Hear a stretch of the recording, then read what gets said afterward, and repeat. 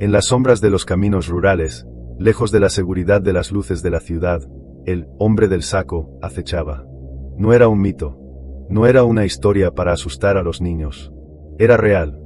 A principios del siglo XX, en pequeñas aldeas de España y América Latina, comenzaron a desaparecer niños. La explicación más fácil era culpar a este siniestro personaje, pero la realidad era mucho más oscura. El hombre del saco no siempre fue una figura sin rostro. A veces, era un vecino, un vagabundo o un comerciante ambulante. Se decía que caminaba con un saco grande a la espalda, y que en su interior llevaba a los niños que raptaba. Uno de los casos más escalofriantes ocurrió en Gádor, España, en 1910. Un hombre llamado Francisco Leona fue arrestado tras descubrirse que había asesinado a un niño, Bernardo González Parra, en un ritual macabro. Lo más perturbador es que no actuó solo. Se trataba de una trama de brujería y superstición. Leona era un sacamantecas, alguien que, por encargo, obtenía la grasa de las víctimas para supuestas curaciones. En esta ocasión, el encargo venía de un hombre enfermo que creía que la sangre y la grasa de un niño lo curarían de su tuberculosis. Pero no solo en España se escuchaban estas historias.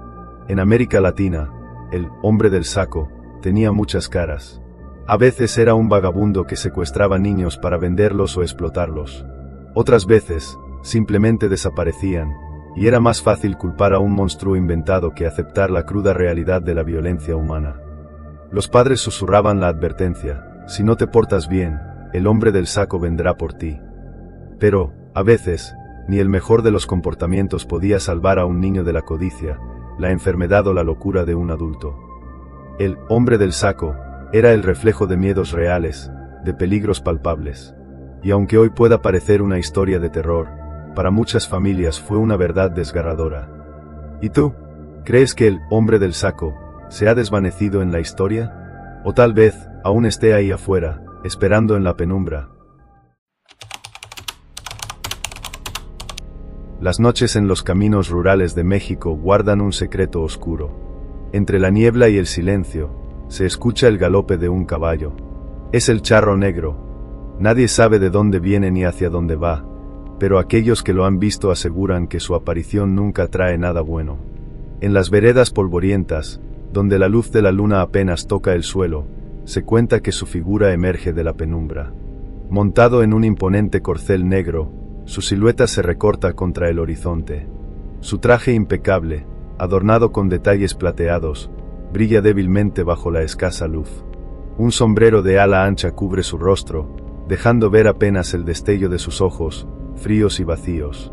El charro negro aparece a quienes viajan solos, en esas horas donde la noche se vuelve más espesa. Se aproxima con paso lento, casi hipnótico. Su voz, profunda y seductora, rompe el silencio del entorno. Ofrece ayuda, una charla amigable o, para los más necesitados, algo mucho más tentador. Promete riquezas, cumplir deseos y liberar de las deudas que agobian el alma. Monedas de oro aparecen mágicamente en su mano enguantada, reluciendo como un espejismo. A primera vista, parece un salvador, un enviado del destino para cambiar la suerte de los desafortunados.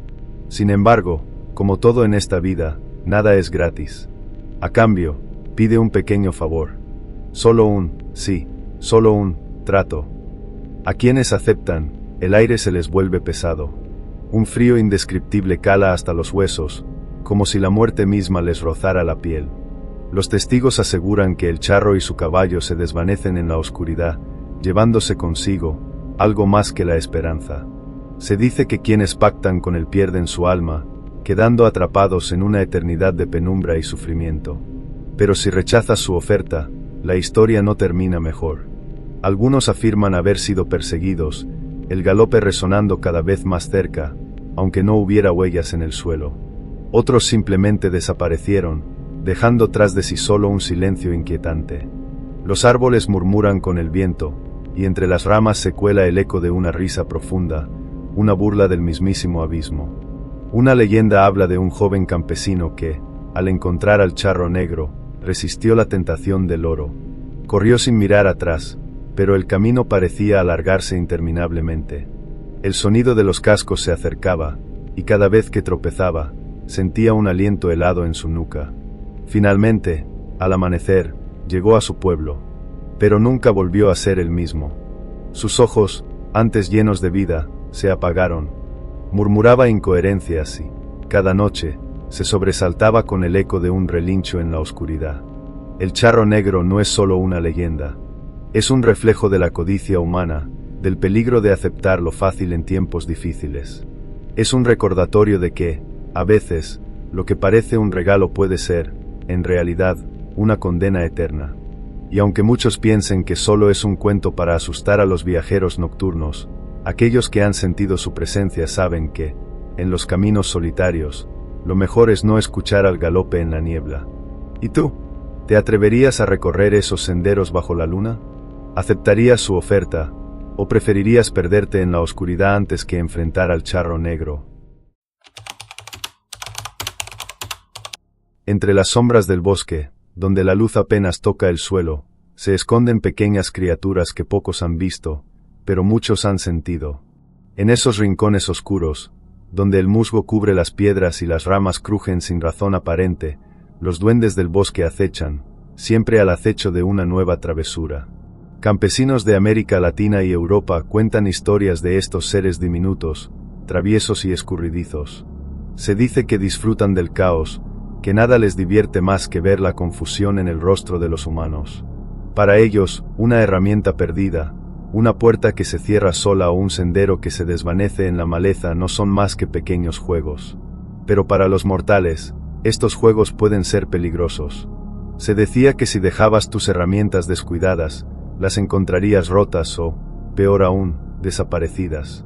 Agricultores encontraban sus azadones enterrados en lugares imposibles, o sus cosechas esparcidas por el suelo, como si una fuerza invisible hubiera decidido arruinar todo su esfuerzo. En aldeas remotas, las madres susurraban a sus hijos que no entraran solos al bosque, pues los duendes podían llevarlos, esconderlos bajo raíces retorcidas o hacerlos caminar en círculos hasta la extenuación.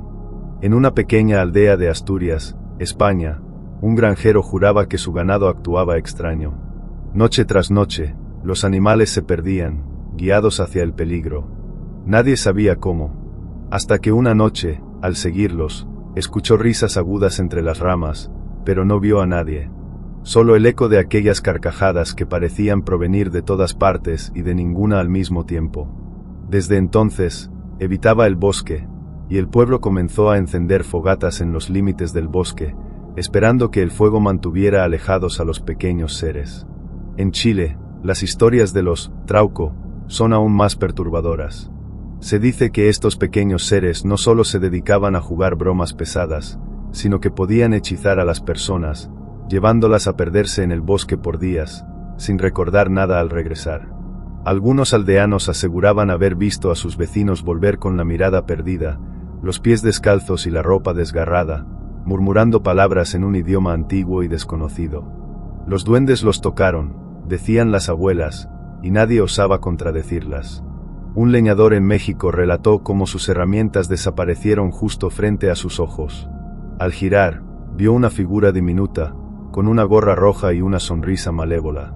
Al contar su historia, los ancianos del pueblo solo asintieron, duendes. No fue el primero ni el último en sufrir la presencia de estos entes. Se contaban historias de aldeas enteras que, tras la caída del sol, se encerraban en sus casas, dejando pequeños platos con miel o leche en las ventanas, esperando apaciguar el ánimo de los pequeños bromistas. Muchos intentaron apaciguarlos. Se dejaban dulces o pequeños regalos en los bordes del bosque. A veces funcionaba, pero si te atrevías a molestarlos, el castigo era inevitable.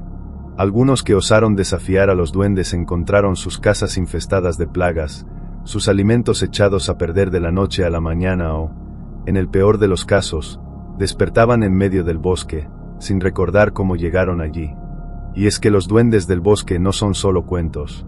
Para quienes han tenido la desgracia de cruzarse con ellos, son un recordatorio de que, en la naturaleza, no estamos tan solos como creemos. Bajo cada hoja, detrás de cada tronco, podría esconderse un par de ojos brillantes, observando, esperando.